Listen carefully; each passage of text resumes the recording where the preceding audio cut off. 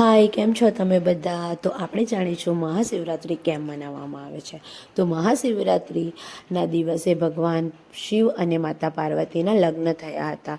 એટલે જ આ પવિત્ર મિલનને ઉત્સવ રીતે મનાવવામાં આવે છે. એવું માનવામાં આવે છે કે દેવો અને દાનવો જ્યારે સમુદ્ર મંથન કરી અમૃત પ્રાપ્ત કરવા માંગતા હતા, ત્યારે સમુદ્રમાંથી વિષનો ગળો બહાર આવ્યો હતો અને ભગવાન શિવે માનવજાતિ અને દેવોને બચાવવા માટે એ વિષને પોતે ધારણ કર્યું હતું. વિષને પીવાના લીધે ભગવાન શિવ લીલા પડી ગયા હતા અને દુનિયાનું ઉદ્ધાર કરનારા ભગવાન શિવને આ સન્માન માટે શિવરાત્રિ મનાવવામાં આવે છે. અને એવું પણ માનવામાં આવે છે, જ્યારે દેવી ગંગા પોતાની તાકાતથી સ્વર્ગ પરથી પૃથ્વી ઉપર ઉતરતી હતી, ત્યારે ભગવાન શિવે તેની પોતાની જટામાં પકડે છે અને તેને કેટલીઓ ધારાઓ રૂપે પૃથ્વી પર છોડે છે.